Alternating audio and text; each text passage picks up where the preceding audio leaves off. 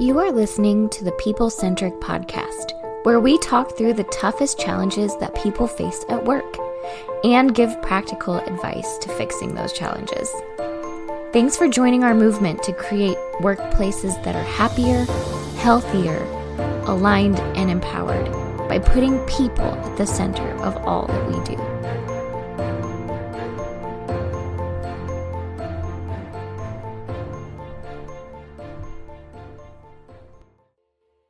Hello again, people-centric leaders, back again. Guess who's back? Back again. People-centric's back. Do you guys see where I'm going? This is a song. It's a popular song. I'll give you a second. Diana, do you know who sings this? I mean, I know the song. I'm bad with music. I know the song, but also Shady's back. But also it's a little dated, isn't it? It's quite an old song. Well, I'm glad you brought that up, because today's topic's maybe a more of an old school managerial topic that has been brought to us. For those of you that have we're going old school today. We're going old school, and you might not like it. That's what's about to happen. If you've been following People Centric for a while, you know the voices. This is Matt Griswold coming to you live from my home office here in Missouri. And I'm joined again by Diana Royalty, our co-founder, COO. And Diana, this is like the third topic. I don't know. This is like the third time recently that just you and I have gotten together to do one of these. Have you noticed that? Yeah, I think it's because everyone else is really busy with clients and stuff. So that's good. I think it's because they hear when you and I are together and they're like, wow, we should just let them keep, like, that's fire. That's rad. That's a better reason. Yeah. Yeah. Anyway, we play different roles on the team. Part of my role, or I guess one of my main roles, is I travel all over the place and I speak at conferences, and we try to, one of the things you might not know is that Don and I get together like once a quarter, and we're trying to refresh the content and what are we hearing and what are we seeing, and we're trying to stay ahead of the curve, right? And the last couple of times, or at least a couple of times recently, I have been asked by directors of conferences about a particular topic that we have not necessarily created. We do talk about roundabouts, but it's not necessarily a topic that we have already created. And it is this idea of, I got this yesterday. Matt, do you have anything on how to lead the unleadable? And this is the second time this has happened fairly recently, how to lead the unleadable. And I think this is interesting because, one, I think it's kind of a shift in what we've seen the conversation of going from manager to leader. Right now we're using terms like, how do I lead these people? So that's positive. But there's also some negatives in this question, which is why we haven't really created this topic. And because I think the people that ask us, I'm going to step on some toes. I think the people that ask us about how do you lead unleadable people are hoping that I think that we get into a room and we're like, hey, all of you who are unleadable, get on this side of the room. And good. How about all of you that are trying to lead these unleadable people, get on this side of the room. Good. Now, you unleadables, let me tell you what you're doing wrong and what you need to do so you can actually, be effective in your place of employment. And that's not going to be our take. That's not going to be our take today. And so this idea of how to lead the unleadables, Diana and I are going to hash through this together and maybe talk about where the fault is in the title itself, because I think that just oozes with, man, you're already starting behind the eight ball, so to speak, if that is your stance. But then also from a manager and from an employee's perspective, what are some things that, what responsibility do we have to lead well? And maybe how has that changed over the years as well? What's the expectation of manager, leader? What's the expectation of employee now? Because I think those things, if you'd have asked this question 20 years ago, would have been completely different responses as well. And you know what, folks? Times have changed. We're just not there anymore. We're not there anymore. And so, Diana, let's jump into it, and let's just take it from the title itself. When people are asking us how to lead the unleadables, give me some tips on how to lead the unleadables. We have some problems. You and I kind of talked about this just a little bit before we hit record. We have some problems with the way that's even framed in the first place. What's the problem with that title? Man, I have two big problems with it. The first one is that the people asking us have already labeled these people as unleadable, right? They're saying, I can't lead you. You're unleadable, right? You're the problem. You don't want this. And to me, I'm like, oh, you've already labeled them as unleadable, which means you already have a stigma, right? You're already putting them in this box and said, I can't do it. And if Or I have that they don't want stigma, if I already put them in that box, what does that do to me as their leader? Like, what types of things am I doing as their leader then? Yeah, exactly. Like you're looking for ways to confirm your bias on them, right? So if Right. you say they aren't leadable any single time they do something that goes against the grain or goes against your leadership, then you're going to continue to label them as unleadable. You're looking for that reason to support your narrative, your unconscious bias, whatever you want to call it.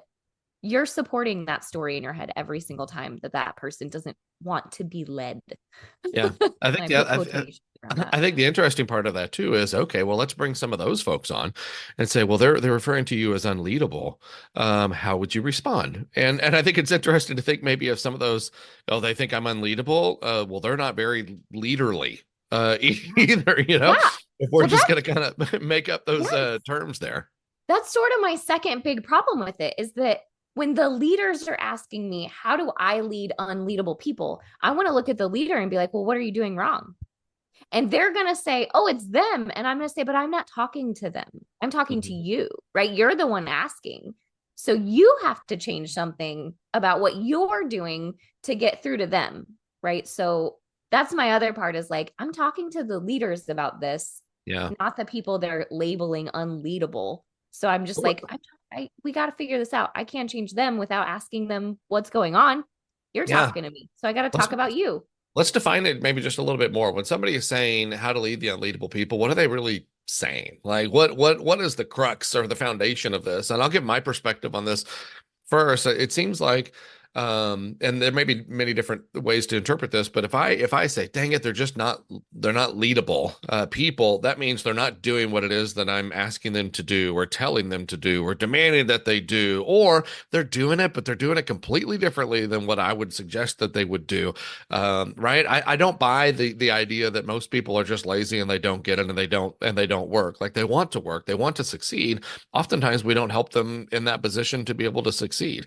And this is where I don't know. I can just imagine I was old timey turning off the radio right now in my mind. But this is where some people might be going, yeah, I saw the title. I want to hear this. And then you get into this part. It's like, wait a second. I see the direction these people are going.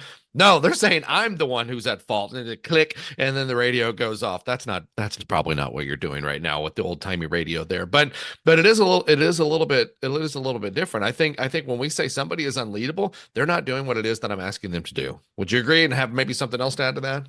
Yeah, I think that's the crux of it is like you aren't following what I want you to follow. And I think we talked a little bit about how a leader's job is to motivate, right? That's part of a leader's job is to motivate and inspire people.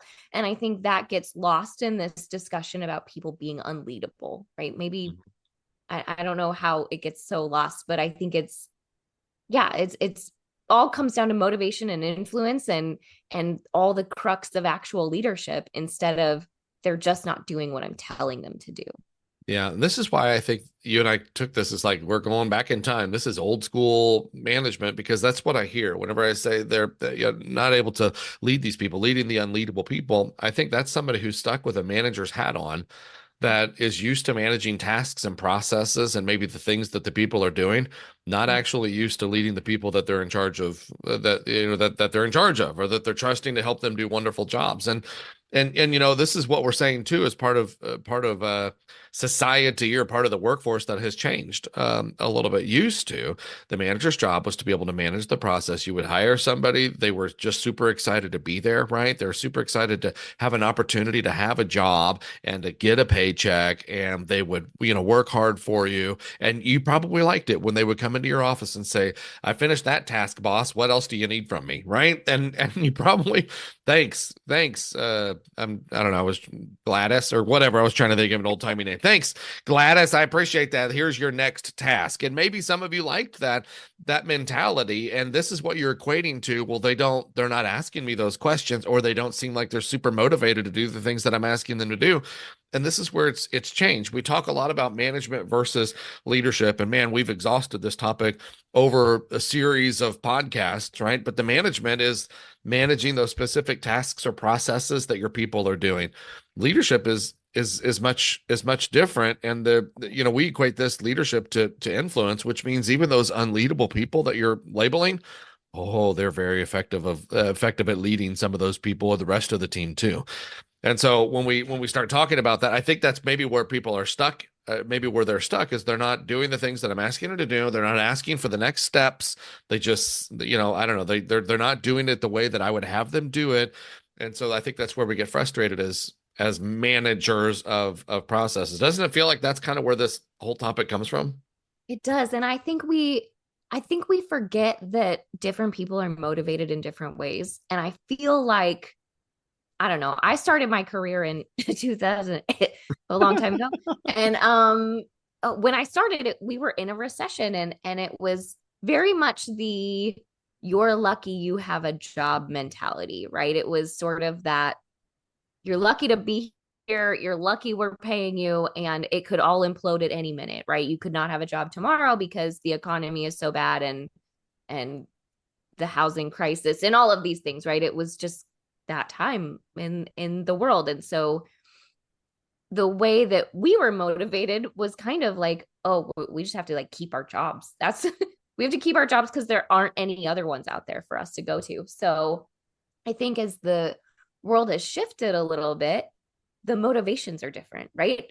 I think people used to be motivated by things like pensions and the 20-year retirement plan and healthcare and all of those, and those things have kind of been stripped away. And then it was, oh, we're motivated by the promotions and the ability to move forward and the pay scale and the raises, and that's sort of shifted over time. And now it's kind of what are people really motivated by? And I think since it's so different from what the leaders were motivated by, you're struggling to say, how do I motivate this new group of people? How do I motivate people who aren't motivated by the same things that I was motivated by?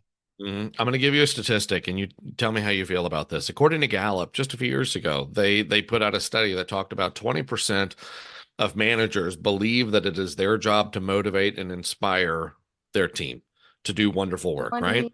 20%. So how do you feel about that stat, and what is that saying, maybe? Oh my gosh, that blows my mind, first of all, because to me, that number is so incredibly low. To me, that says not enough leaders recognize that their position as a leader is to inspire, motivate, and actually lead, not task manage, not crack the whip, right? This is about leading and motivating and growing your team.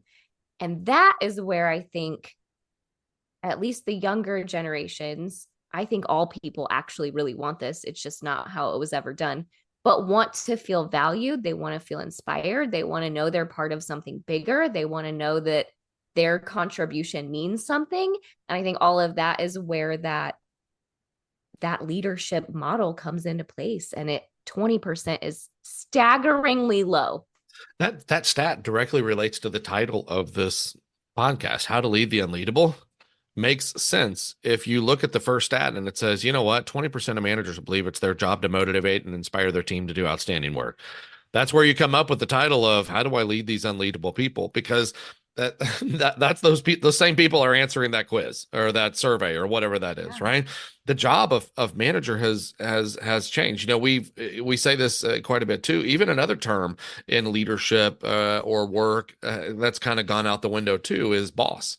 You don't hear boss very often because the hierarchy maybe that goes to it. In fact, I always joke from stage, like most of the time it's tongue in cheek, like, okay, boss, I'll get right on that, boss. Right. People don't use that. They use terms now like leader and, supervisor and, Sherpa and, whatever that is.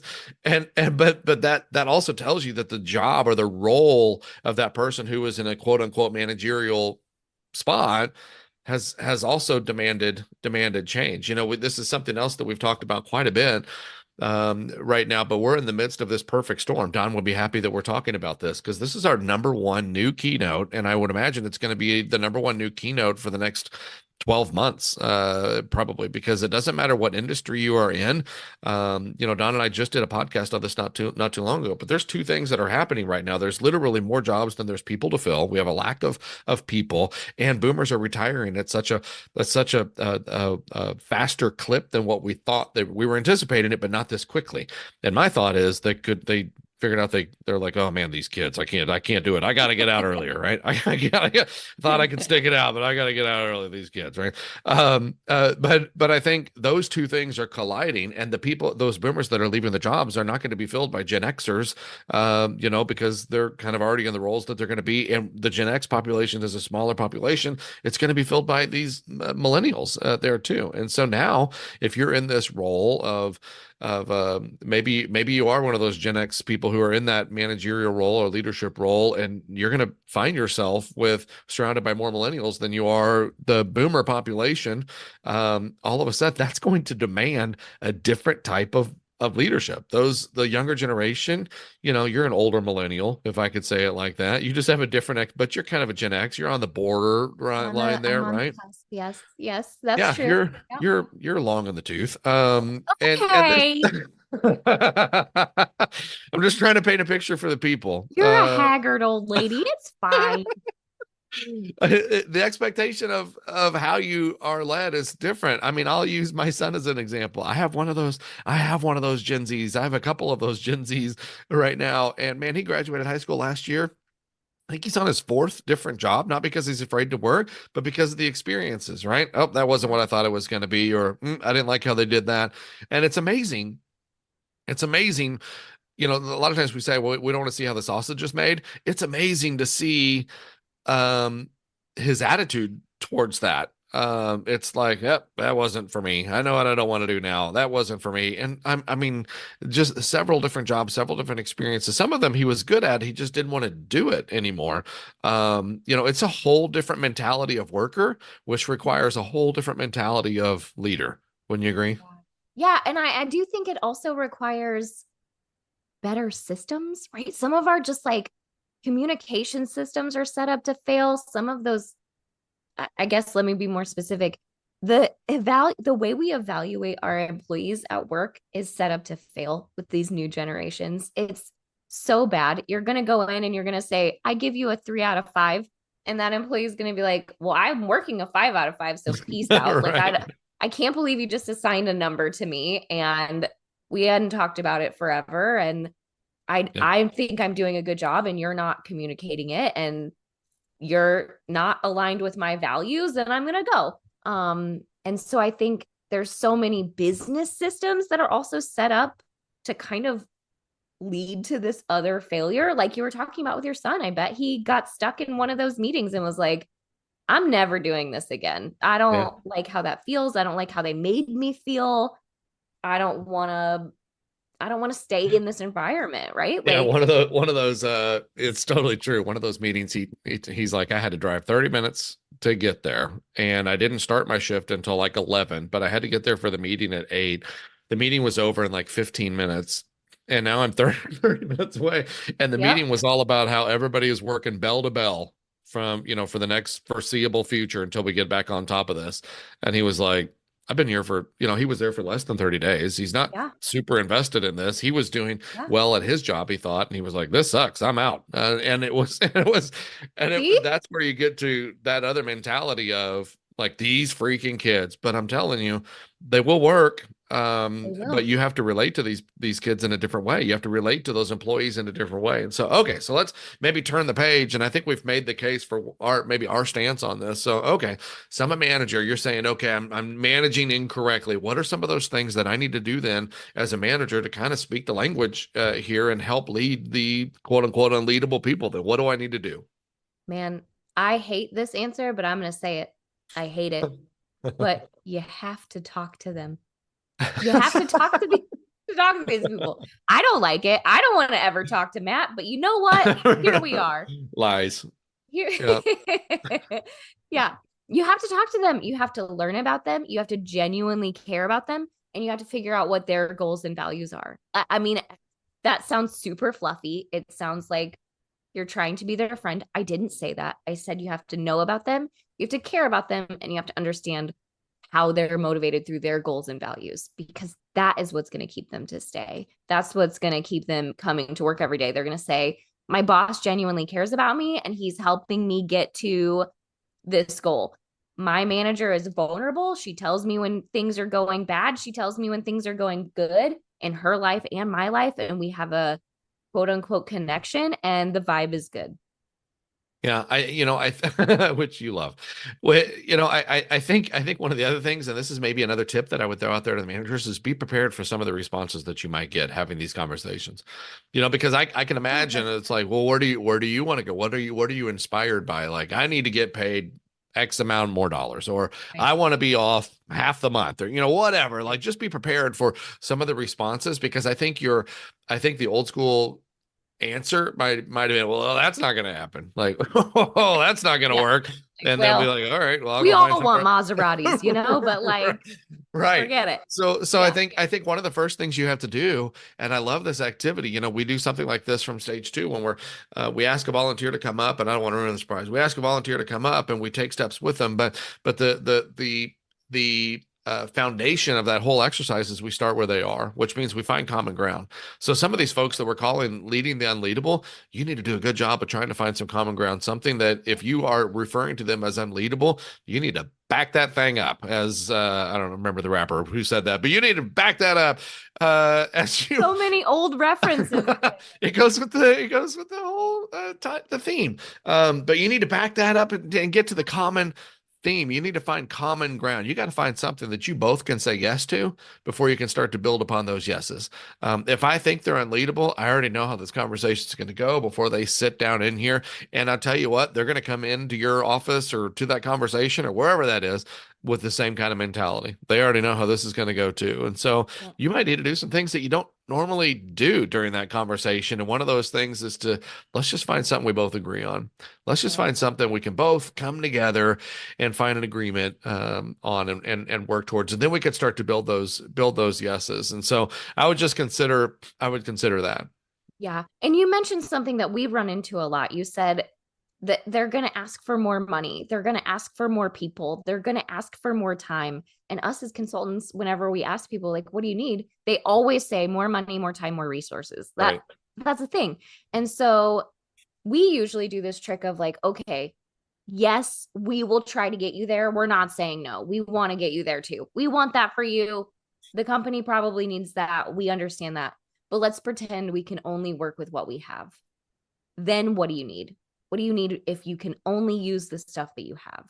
And then people will start off talking about communication and vulnerability and the processes that are thorns in their sides, right? Like they start opening up about those things and saying, you know what, you're right. If we can only have this money, it would be really great if we could fix this thing, or if you could do this one thing during the week that would brighten our days or whatever.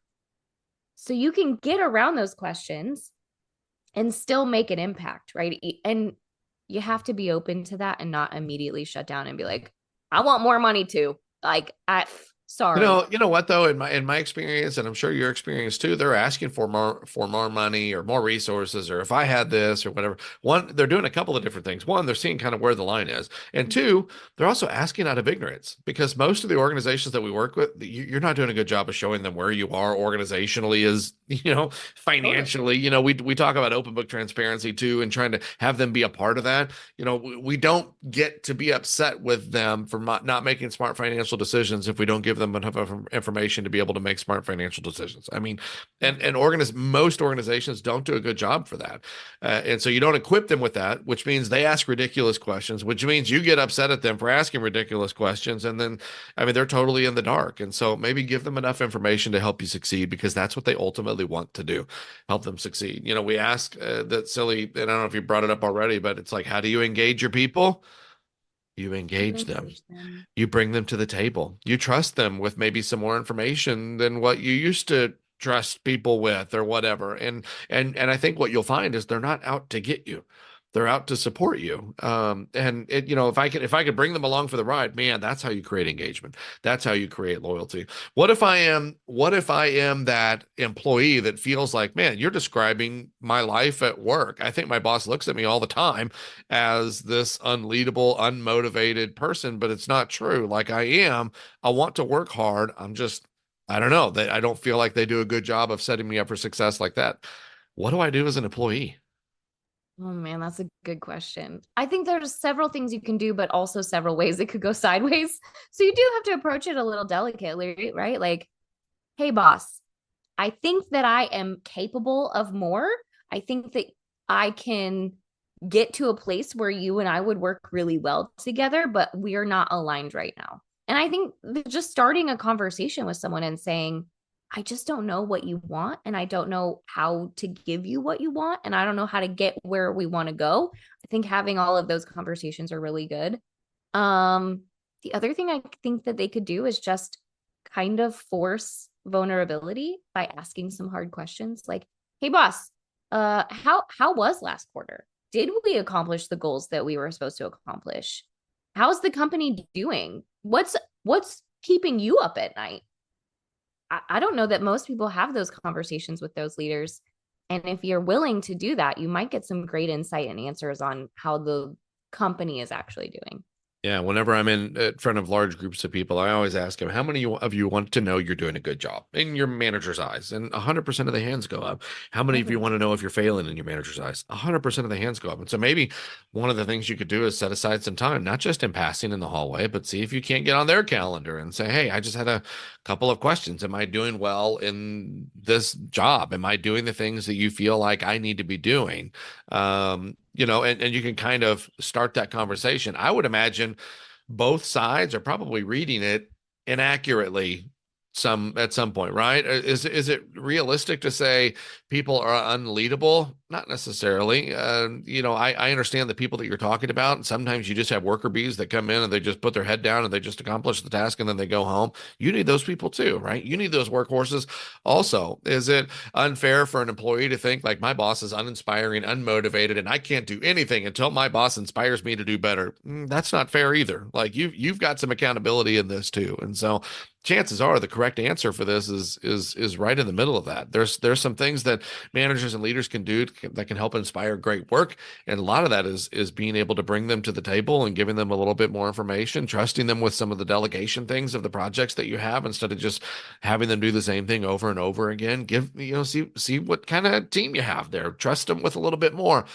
And the from the employees part is, man, maybe I just need be a little bit more vocal, not in a domineering way, but just in a, hey, let's just have a conversation because I can continue to build these stories in my mind and we will get further and further and further apart. But I don't want to do that. And maybe you're already 1 foot out the door, and I would encourage you to have this conversation before you get both feet out the door because you might be reading this wrong. We would say effective communication can only happen when you recognize you might be wrong. And this is a good opportunity. This title is perfectly fit for that because I think it can happen on both sides of the conversation there too. Totally. Yeah, totally. I agree. All right. Well, I think we've covered it, right? I think we've covered it. If there's other thoughts that you all have or social media questions that you have, feel free to funnel those to us. We would love your ideas on future topics that you would have. Or if you said, hey, I listened to this episode. This is like episode 186, I think, or something like that. Hey, I'm new to the podcast. I just listened to episode 55 and I have a question about this. I don't even know what episode 55 is, but throw it out there and we'll go back. We'll go back to it and answer some of those questions that maybe you're not familiar with too. Get a hold of us, and we always love to engage with the people. Diana, it was fun. Thank you. Yeah, and hey, this is one of the things that we're about to do. Diana, you're getting ready to fly to the central part of Missouri here with us, or not, southwest part of Missouri, and we're going to go have a team retreat. Right? It's going to be so fun. Yeah, what are we doing? What are we doing? All the team builders stuff. Well, we're going to go do old-timey photos. Old-timey photos. We're going to do old-timey photos together as a team. That's going to be great. Yeah. And we're doing the Dolly Parton Stampede. Yeah, we're going to rent a boat and go out to the middle of the lake and play Survivor. I don't know. I don't know what's going. No. You can swim it back. It's going to be fun Going to be down in Branson, Missouri next week. So anyway, looking forward to that. And as always, we just appreciate you listening to us. Share the podcast, tell your friends, let us know if you have other ideas for podcasts, and we will see you soon. Thanks, everybody. Thank you for listening to the People Centric podcast. We are so grateful for you joining us every week. If you like this content, please like and subscribe. Also, feel free to share on your social media with everyone that you know. It really does help us. If you would like to contact us, I have put our information in the show notes. Please reach out anytime. We love hearing from you. We will be back next week with a new topic. Until then, be well and lead